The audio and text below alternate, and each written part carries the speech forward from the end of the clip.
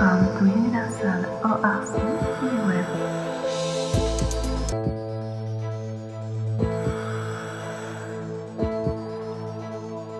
Pour cette première émission dédiée aux observations dites singulières, nous avons l'honneur de recevoir Renaud Évrard. Il nous présentera son dernier ouvrage, Vers une sociologie anomalistique, le paranormal au regard des sciences sociales.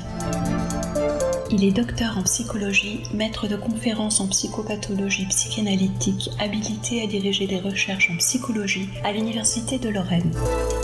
Ce qui le singularise, c'est son attrait pour les expériences qu'il nomme d'exceptionnelles. Elles l'ont mené au développement d'une thèse de doctorat. Elle portait sur l'approche clinique des personnes vivant ces dites expériences. Il est l'auteur de 6 ouvrages, dont 2 qui présentent cette approche clinique. Folie et paranormal et La légende de l'esprit qui traite de 150 ans d'histoire de la parapsychologie française. Il est membre de plusieurs organisations scientifiques. Il est actuellement président de la Parapsychological Association. Il est auteur d'une 50aine de publications scientifiques sur les expériences exceptionnelles dans des revues à comité de lecture. Renaud Évrard, bonjour. Merci infiniment d'avoir accepté notre invitation. Vous êtes notre premier invité de cette thématique. Vous allez nous présenter votre dernier ouvrage, Vers une sociologie anomalistique, le paranormal au regard des sciences sociales. Je vous laisse vous présenter. Bonjour, merci déjà pour cette invitation à participer à cette émission, à l'inaugurer même. Je m'appelle Renaud Évrard, je suis psychologue clinicien, je suis également enseignant-chercheur en psychologie à l'Université de Lorraine. Et en fait, j'ai une spécialité depuis que je suis étudiant. En fait, je me suis intéressé aux expériences dites paranormales. Alors le terme académique, c'est plutôt expérience exceptionnelle ou anomale.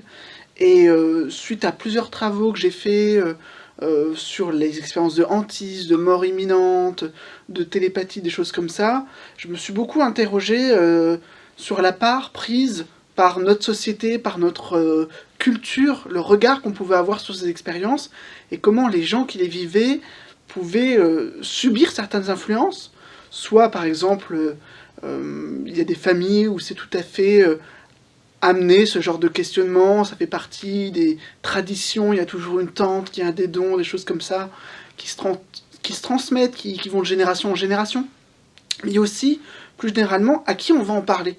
Quand on vit ces choses, souvent les gens sont en difficulté, et moi ce que je faisais, c'est qu'on a co-créé avec un collègue, Thomas Rabéron, en 2007, un service de consultation gratuit pour les personnes qui vivaient ces expériences à Paris, mais les gens appelaient un peu de partout dans la francophonie, et on a eu comme ça beaucoup de personnes qui sont venues nous voir, avec beaucoup cette question de c'est un tabou, est-ce que je vais être pris au sérieux, est-ce que je suis fou, et puis souvent on était la première personne avec qui ils osaient se confier. Donc voilà, tout un ensemble d'interrogations sur la place de ces expériences en France, dans notre culture, dans son histoire, aujourd'hui, avec tout ce qui va exister au niveau sensationnel, dans les films, dans les bouquins, dans plein de choses comme ça, comment les gens se créent une représentation de ces expériences, ce qu'on va appeler le paranormal en général, et qui va beaucoup créer de la peur, de la gêne. Donc voilà, on est parti de ce questionnement sur comment accueillir ces gens, comment leur proposer un accompagnement qui ne soit pas non plus quelque chose qui vienne les pousser vers une interprétation qui serait la bonne, une idéologie, des choses comme ça, mais plutôt faire avec les idéologies qui étaient en concurrence aujourd'hui, et puis faire avec aussi l'idéologie qui est majoritaire, qui est une idéologie sceptique, très forte, qui dit que ces expériences n'existent pas, ou n'ont pas de valeur de réalité plutôt, et que les gens qui les vivent sont soit donc des fous, soit des idiots qui ont été bernés, soit des gens qui ont simplement eu des illusions, voilà, des hallucinations temporaires, des choses comme ça, alors que certains de ces vécus, effectivement, sont vraiment vécus, en tout cas avec une aura d'authenticité extrêmement forte, et puis il y a plein de gens qui vivent les mêmes expériences, qui décrivent des choses très similaires. Donc du coup, là, dans mon travail en tant que psychologue, à un moment, j'ai repéré des limites, en fait, de ce que la psychologie me permettait d'appréhender de tout ça. Et ce que j'ai pu chercher à un moment, c'était ce que les sociologues en disent. Ce que les gens qui font des études sur comment les collectifs fonctionnent, comment les cultures se construisent, comment d'un pays à l'autre, on va pas interpréter les choses de la même façon. Par exemple, voir un fantôme en France et voir un fantôme dans un pays d'Afrique, voilà, par exemple, comment tout ça pouvait être intégré, normalisé, même le plus bizarre d'un côté peut être tout à fait relativisé.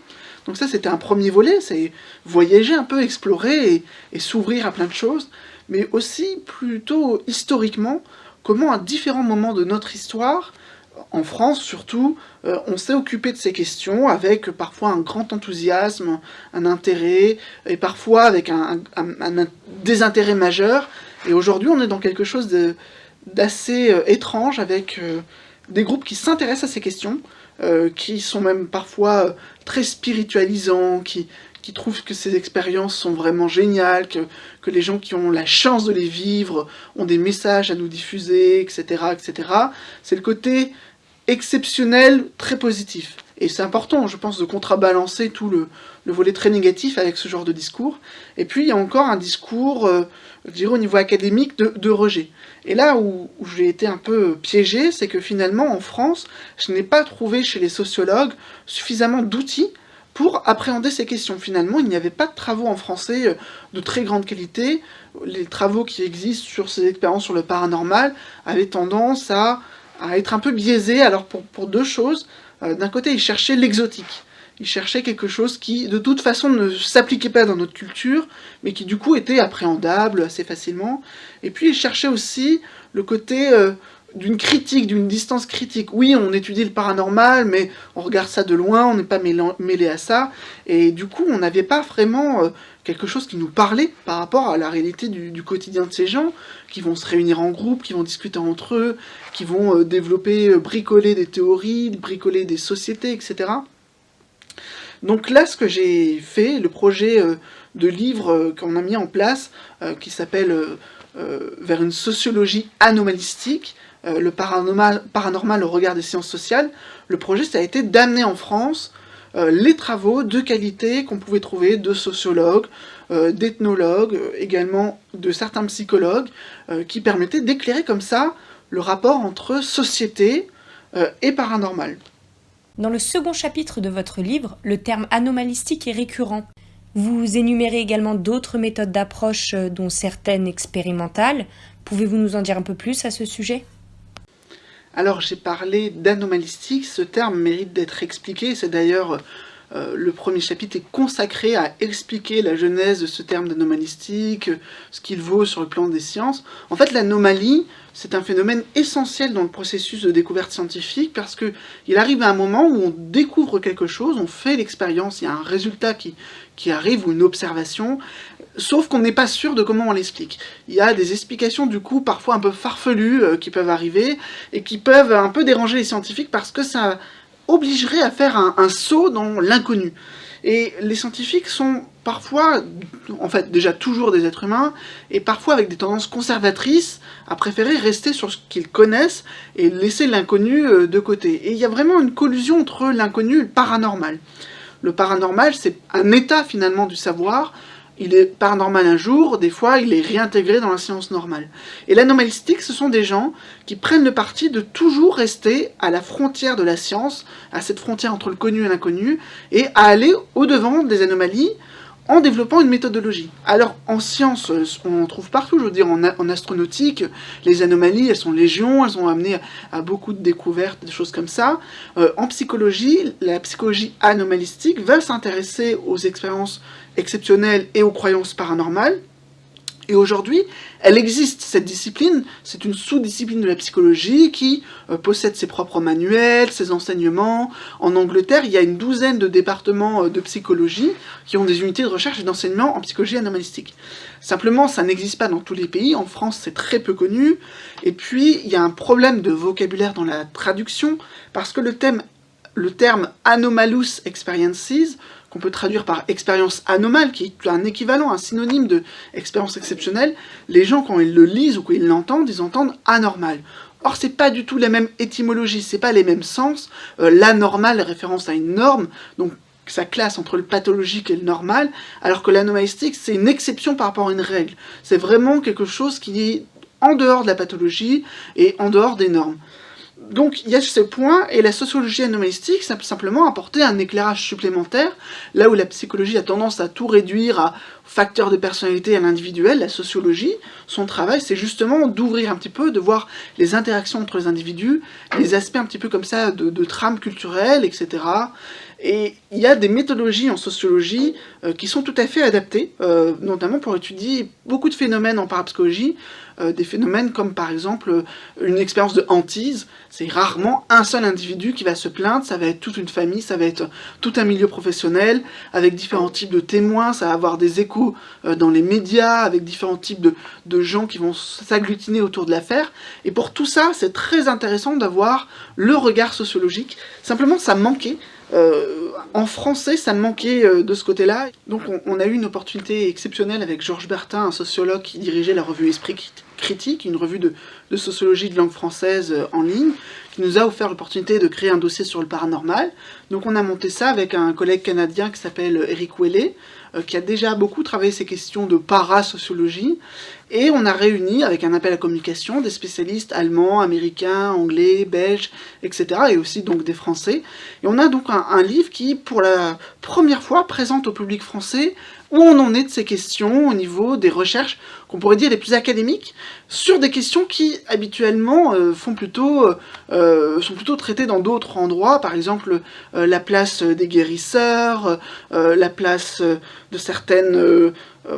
par exemple des apparitions mariales où il y a 50 personnes qui voient la même chose, les vagues d'ovnis, les gens qui vivent des expériences paranormales et qui se regroupent dans des collectifs, etc. Donc on a des chapitres qui viennent traiter à chaque fois cette petite intersection où le paranormal devient collectif, devient un enjeu pour de nombreuses personnes et pas seulement pour une personne isolée. Et avec ça, on a vraiment la chance assez forte d'avoir des gens qui, en Allemagne, sont déjà très très avancés sur ces sujets. Il y a des sociologues professionnels qui travaillent toute leur carrière là-dessus. Donc on a Gerhard Meyer, Ina Schmidt-Nittel, Andreas Anton. Ce sont leurs premiers textes en français.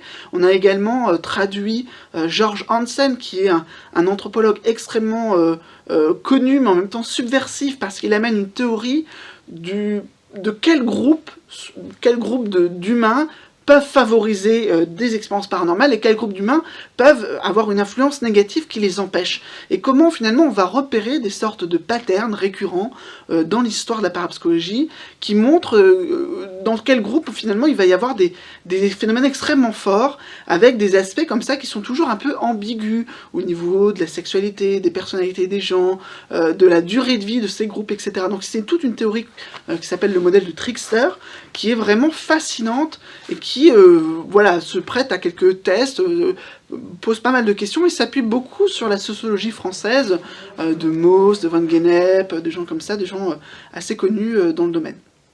On a une chercheuse anthropologue de l'université de Lorraine qui s'appelle Deborah Kessler-Bildauer, qui elle a fait 8 ans de terrain sur les guérisseurs de Lorraine. C'est pas une région forcément réputée là-dessus, mais elle a bien vu que, comme partout finalement en France, on a une sorte de circuit informel qui sort un petit peu des radars, de praticiens qui ont soit ils y accueillent dans la cuisine, soit ils ont vraiment une plaque, etc. et qui aident à leur façon, qui soignent, qui font ce qu'ils peuvent, avec plus ou moins des dons, des appellations qui varient d'un à un autre. Mais voilà, et tout ça, ça fait partie d'une réalité dont les sociologues finalement ne sont pas vraiment, et là on fait un pas en direction de cette réalité-là. On a aussi, donc comme je disais, vraiment un débat sur comment on appréhende par exemple les phénomènes d'observation d'ovnis, et notamment les vagues d'ovnis où des dizaines, voire des centaines de personnes sur un laps de temps vont admettre avoir vu les mêmes choses, donc il y a une convergence de témoignages, et parfois effectivement c'est facile plutôt de l'expliquer par une influence des médias ou par des biais, des illusions, des choses comme ça, mais encore faut-il le détailler, s'appuyer sur des cas concrets et tester un peu ces hypothèses plutôt que de les plaquer directement sur les phénomènes.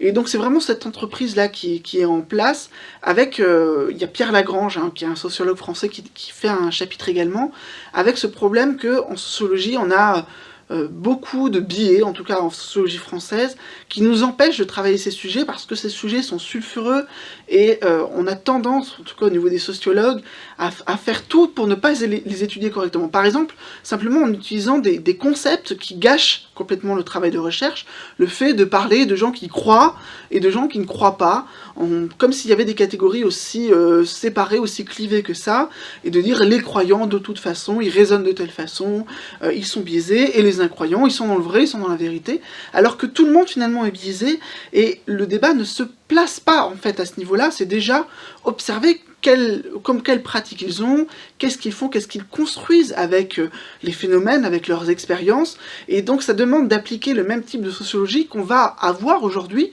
Par exemple, si on veut étudier, je sais pas, une tribu en Amazonie qui est complètement différente de nous, on va pas les juger avec les critères de rationalité propres à l'Occident, alors on se permettrait plus ce type de jugement critique, et donc il faut se positionner, et ce positionnement, finalement, on se rend compte que pour quelque chose qui est là, sous nos yeux, qui est le paranormal au quotidien, qui est vécu par 30 à 50% de la population occidentale, avec près de 50 à 70% des gens qui croient à au moins un phénomène paranormal, malgré cette réalité qui est comme ça omniprésente, eh ben on n'y a pas accès, les sociologues regardent ça de très loin, ils cultivent les chiffres, mais sans avoir les pistes finalement d'analyse suffisantes.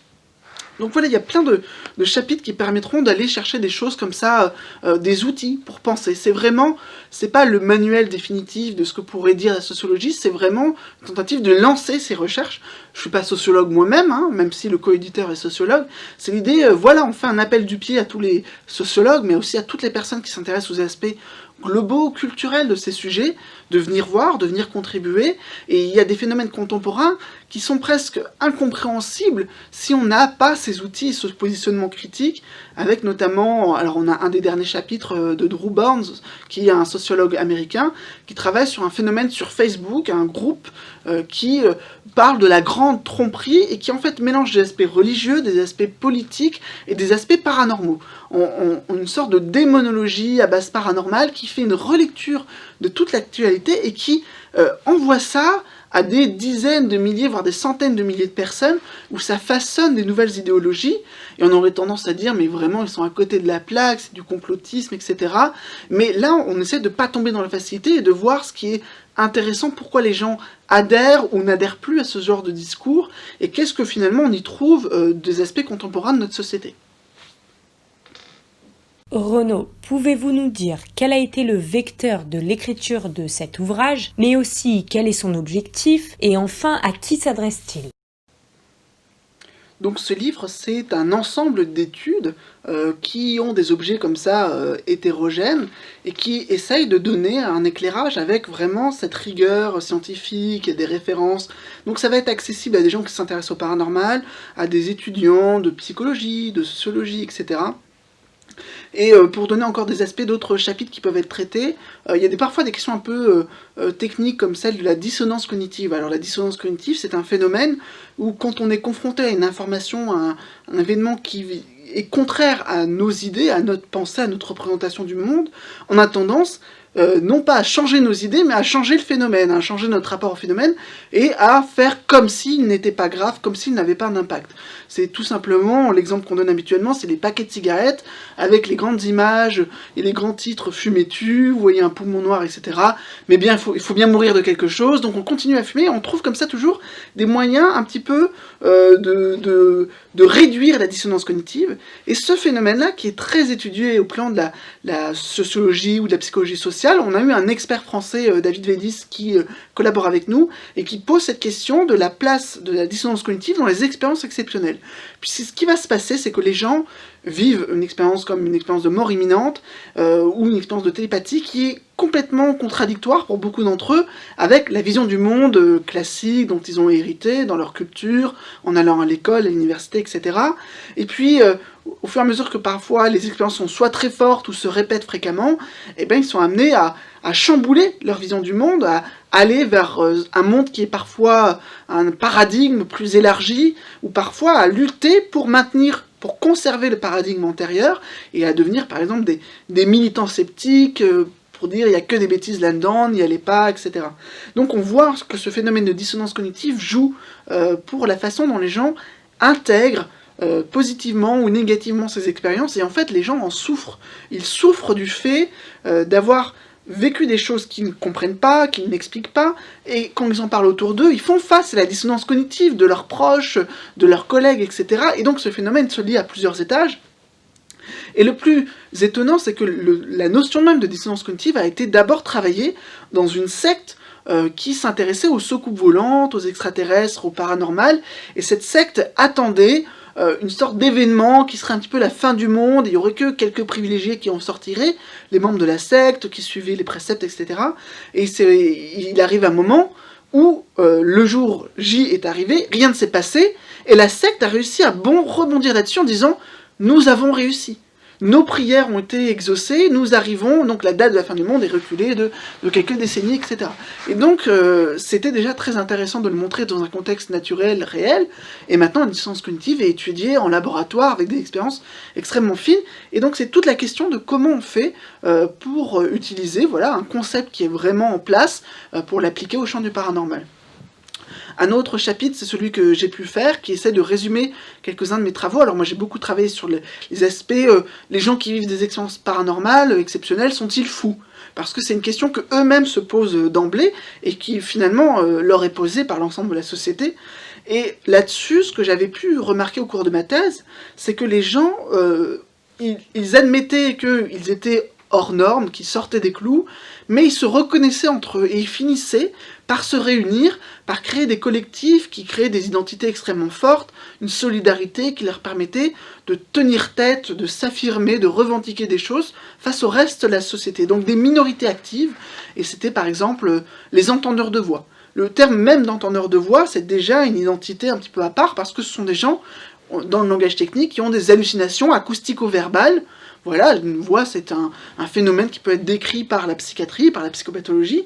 Et là, ces gens, ils disent oui, mais c'est pas que ça. C'est aussi, je communique avec l'esprit d'un défunt, je communique avec un ange. Il y a des voix positives, il y a des voix négatives. On peut entendre des voix et réussir sa vie, jouer avec, interagir, etc. Donc, aujourd'hui, depuis les années 80, les psychiatres, les psychologues commencent à reconnaître et à s'intéresser à ces gens qui entendent des voix, mais qui l'intègrent bien, qui le vivent bien, qui le revendiquent. Et de la même façon, on a des groupes de gens qui ont vécu des expériences de mort imminente, qui ont été enlevés par des extraterrestres, ou tout simplement qui vivent tout un tas d'expériences exceptionnelles, de télépathie, d'antisme, et ils aiment à créer des collectifs comme ça, qui sont...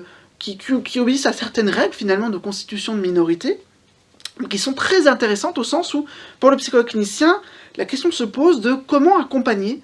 Faut-il accueillir ces collectifs ? Faut-il, par exemple, faire des groupes thérapeutiques où les gens qui ont vécu les mêmes expériences se réunissent entre eux ? Faut-il donc soutenir la reconnaissance, la revendication identitaire de ces gens, parce que finalement, ça leur offre une alternative par rapport au discours très négatif, péjoratif, qui porte sur ces expériences. Par exemple, avoir été enlevé par un extraterrestre, vous dites ça autour de vous, on vous rigole au nez, c'est bon pour passer sur des trucs de télé-réalité et faire un peu le buzz, mais là, des gens ont vraiment ces expériences, au sens d'une authenticité de vécu, ils peuvent la décrire, elle est en lien avec beaucoup d'aspects importants de leur identité.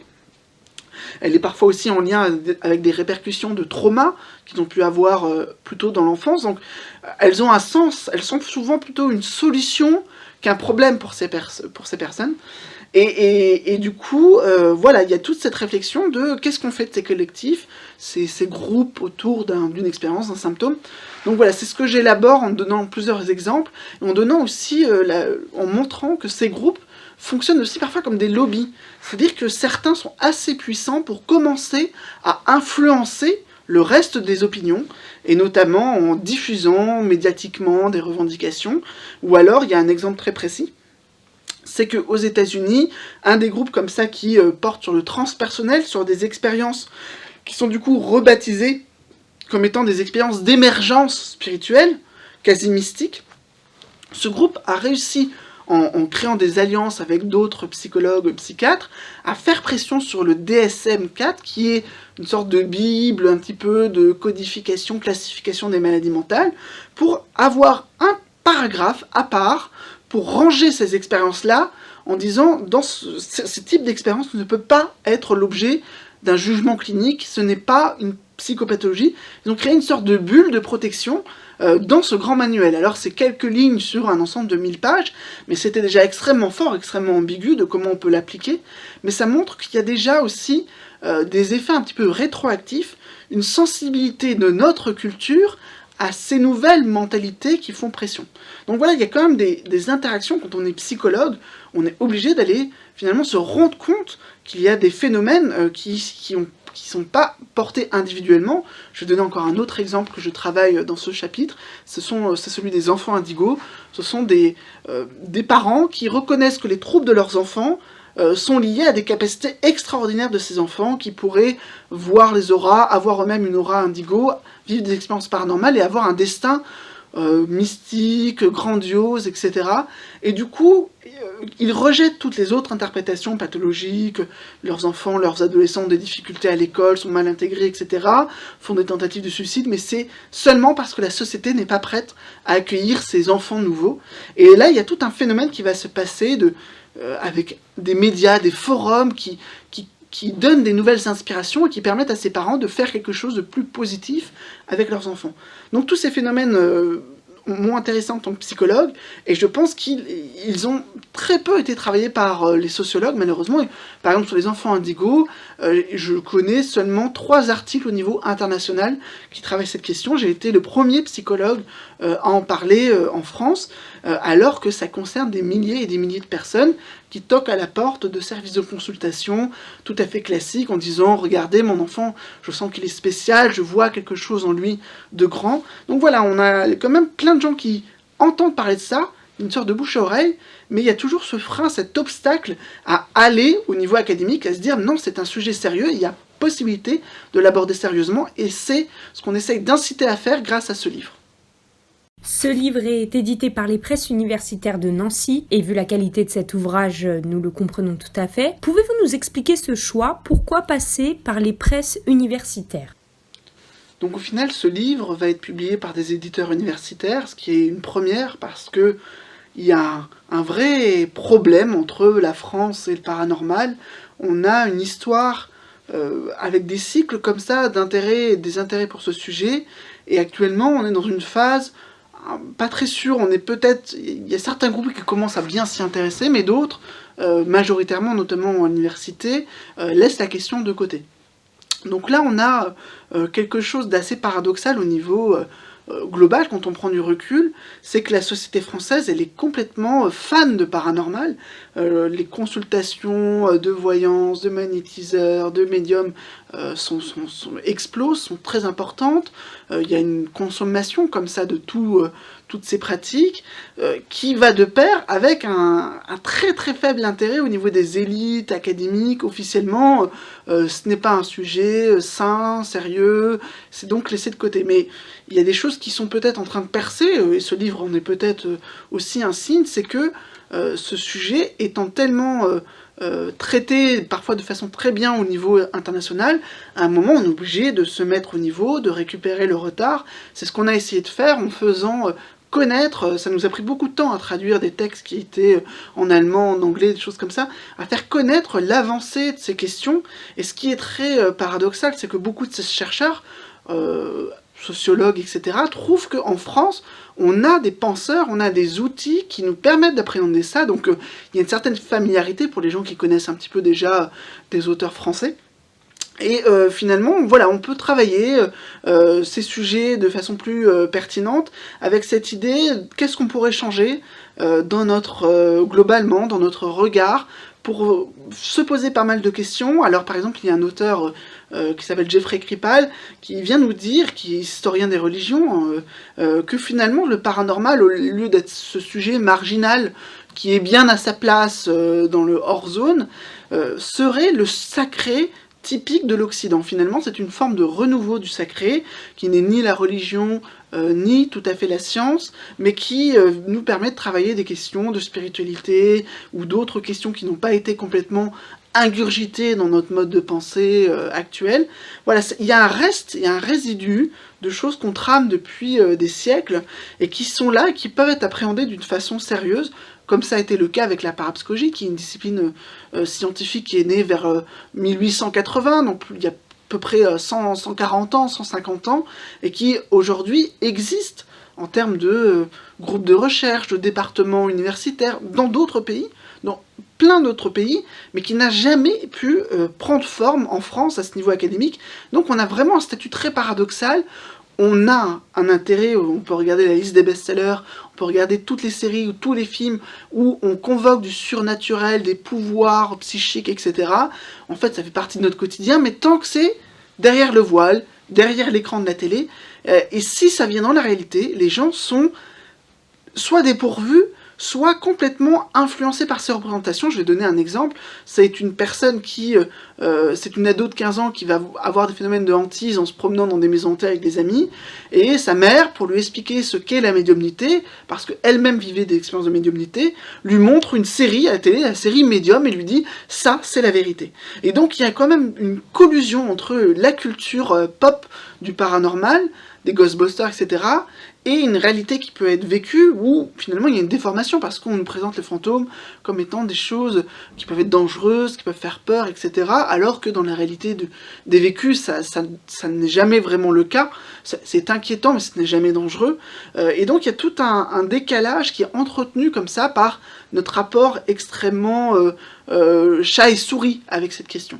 Donc voilà, on essaye de prendre les choses de biais, parce que si on écoute les gens mieux, si on prend ces sujets au sérieux, on va permettre aux gens de mieux s'exprimer, de participer à des recherches, et donc d'avoir globalement une meilleure connaissance scientifique de ces sujets, et aussi d'un coup peut-être faire lever ce tabou du paranormal qui structure fondamentalement notre rapport au sacré, au spirituel. Dans quelques semaines, nous vous présenterons une série d'émissions axée sur l'ensemble des publications scientifiques de Renaud Evrard. À très bientôt!